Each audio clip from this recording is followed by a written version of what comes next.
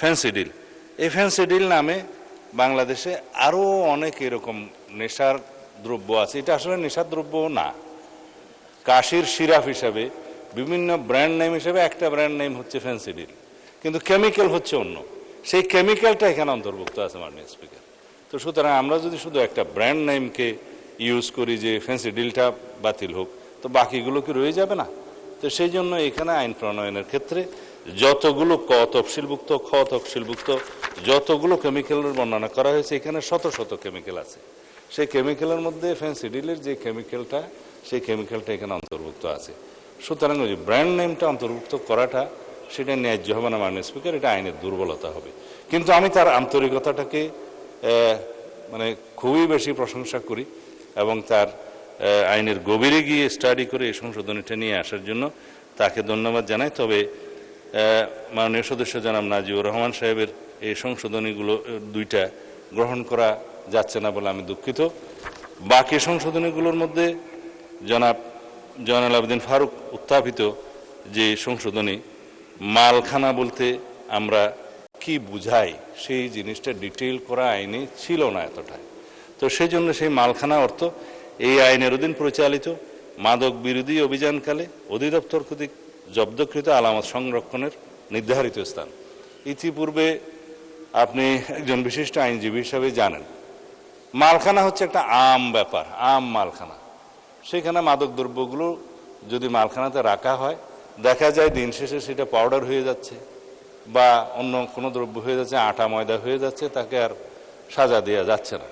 তো সেই জন্য মালখানাটা মাদক দ্রব্য নিয়ন্ত্রণ অধিদপ্তরের অধীনে আলাদা একটা মালখানা স্থাপনের প্রস্তাবটা আমরা এই আইনে করেছি, কিন্তু বিস্তারিত শব্দটা ডেফিনেশনটা এখানে দেয়া ছিল না। তিনি যে সংশোধনীটা এনেছেন সেজন্য তাকে ধন্যবাদ জানাই। এই সংশোধনীটা আমরা গ্রহণ করছি মাননীয় স্পিকার। তারপর জনাব মোহাম্মদ আখতারুজ্জামান মাননীয় সদস্য যে প্রস্তাবটা করেছেন, এই মালখানার স্থাপন এবং পরিচালনা কিভাবে হবে আইনে নির্ধারণ করে দেয়া ছিল না। সেই জায়গায় বলা আছে যে এই আইনের অধীন পরিচালিত কোনো অভিযানকালে জব্দকৃত মাদকদ্রব্য ও অন্যান্য আলামত সংরক্ষণের জন্য অধিদপ্তরের নিজস্ব মালখানা থাকিবে, যেটা একটু আগে বললাম, যাহা সরকার কর্তৃক নির্ধারিত বিধি ও পদ্ধতি দ্বারা স্থাপিত ও পরিচালিত হবে। আইনের মধ্যে বিধি প্রণয়নের ক্ষমতা দেয়া আছে, সরকার সেই বিধিটা প্রণয়ন করবে এই মালখানা কিভাবে পরিচালিত হবে, স্থাপনা এবং পরিচালনা। এবং এই মালখানার বিষয়ে আরেকটা বিষয় প্রণিধানযোগ্য, যে লক্ষ লক্ষ ইয়াবা বা ফেন্সিডিল বা মাদক দ্রব্য এগুলো জব্দ করা হয়, সেগুলোর ব্যবস্থাপনা আমরা কি করব, নিষ্পত্তি কিভাবে হবে? কোর্টের অনুমতি নিয়ে 15 কার্য দিবসের মধ্যে এগুলো ধ্বংস করা হবে। তবে আলামত হিসেবে কোর্টে উপস্থাপনের জন্য একটা আলামত রেখে দেয়া হয়, সেটা কোর্টের নির্দেশনা থাকবে এবং আইনানুগ পদ্ধতিতেই সেটা নিষ্পন্ন করা হবে, ধ্বংসপ্রাপ্ত করা হবে। তা না হলে দেখা যায় এগুলো আবার বাজারে চলে আসে। সেই জন্য যাতে যথাশীঘ্র সম্ভব ধ্বংস করা যায়, সেই জন্য এই ব্যবস্থা রাখা। তবে মাদক দ্রব্যের সাথে অন্যান্য দ্রব্যাদি পাওয়া যায়, যেমন গাড়ি পাওয়া যাচ্ছে, মোটরসাইকেল পাওয়া যাচ্ছে, অন্যান্য বিষয় জব্দ করা হয়, অস্ত্র ইত্যাদি বিষয় মানে জব্দ করা হয়। সেই জব্দকৃত আলামতগুলো আইনানুগ পদ্ধতিতে আমরা নিষ্পত্তি করব, যেগুলো ধ্বংস করে দেয়া ঠিক হবে না, আলামত হিসাবে কোর্টে উপস্থাপন করতে হবে। আর জনাব রফিকুল ইসলাম হেলালি মাননীয় সদস্য যে সংশোধনীটা এনেছেন, যে মাদক মামলাগুলো রেকর্ড করার জন্য এখন বর্তমানে থানাতে কোনো আলাদা সেল নাই।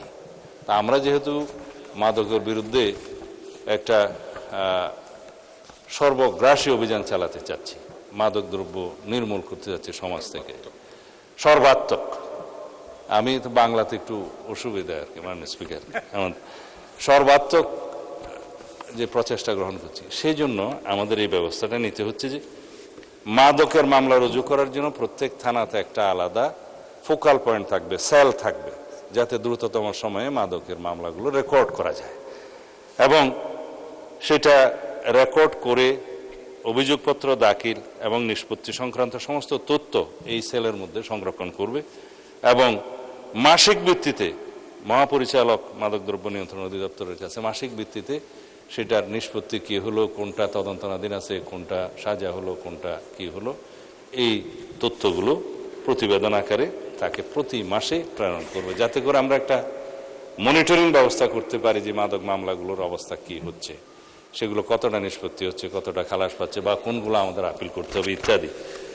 এবং এক্ষেত্রে ট্রাইব্যুনালের কথা যেটা বলা আছে, ক্ষেত্র মতে প্রত্যেকটা দফায় দফায় এখতিয়ার সম্পন্ন আদালতের পাশাপাশি আমরা যেহেতু ট্রাইব্যুনাল স্থাপনের প্রস্তাব করেছি, সেটার জন্য একটা ট্রাইব্যুনালের শব্দগুলো ক্ষেত্রমতো সন্নিবেশিত করার জন্য আরেকটা দফা, সেটা অনেকগুলো দফাতে আমরা এনেছি, বাট এই দফাতে এটা ছিল না। তো এই তিনটা সংশোধনী জনাব জয়নুল আবেদিন ফারুক, জনাব আখতারুজ্জামান, মোহাম্মদ আখতারুজ্জামান এবং জনাব রফিকুল ইসলাম হেলালি কর্তৃক আনিত এই সংশোধনী প্রস্তাবগুলো আমরা গ্রহণ করছি মাননীয় স্পিকার।